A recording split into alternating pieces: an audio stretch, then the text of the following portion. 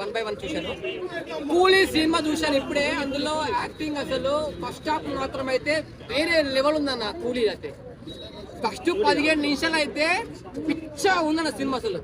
కానీ కొంచెం తర్వాత కొద్దిగా బోర్ అనిపించింది.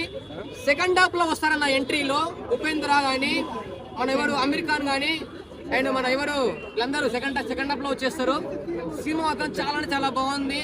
చెప్తున్నా కదా, ఫస్ట్ నేను కూలీ సినిమాకి వచ్చిన అసలు టికెట్లు అంటే తెలుగులో 1 స్క్రీన్ ఇచ్చారు. అంటే మళ్ళీ అన్ని స్క్రీన్లు తమిళ్ అవి ఇచ్చారు. హిందీ తమిళంలో ఎక్కువ బుక్ అయిపోయాయి. తమిళంలో కూడా టికెట్ దొరకలేదు. అసలు ఒక్క టికెట్ దొరికింది నాకు కూలీలో. కూలీ సినిమా చెప్తున్నా. సెకండ్ హాఫ్ అయితే అందరు ఎంట్రీ అయినాక సూపర్ ఉంది. నాగార్జున గారు కొద్దిగా ఏంటంటే మాకు ఎప్పుడు హీరోలాగా చూసి ఇప్పుడు విలన్లా చూడాలంటే కొంచెం మనసు రావట్లేదు. కానీ కొద్దిగా ఇంకా కొంచెం 2-3 సినిమా మనకు అలవాటు అయిపోతుంది. చెప్తున్నా కూలీ సినిమా కూడా బెస్ట్ ఉంది. ఇందాక కూడా వాటర్ సినిమా కూడా బాగుంది. ఇద్దరు మల్టీ స్టార్ ఉంటేనే ఎవరు డామినేట్ చేస్తారని చెప్పి అడ్మిట్ అవుతారు కదా. మరి ఇంతమంది మల్టీ స్టార్ అందరు మల్టీ స్టార్లు ఉన్నారు. అన్ని ఇట్టే పట్టేం లేవు. కూలీ ఇట్టే అండ్ వాటు ఇట్టే, అన్ని ఇట్టే.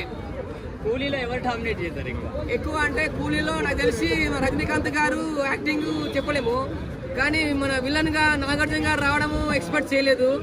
మళ్ళా ఈ సినిమాలో ఉపేంద్ర ఉంటారని ఎక్స్పెక్ట్ చేయలేదు. కానీ అందరు యాక్టింగ్ బాగుంది. అసలు సెకండ్ హాఫ్ వస్తారని వీళ్ళంతా. ఫస్ట్ హాఫ్ అయితే ఒక 15 నిమిషాలు అయితే గూస్ బంప్స్ అన్న కూలీ.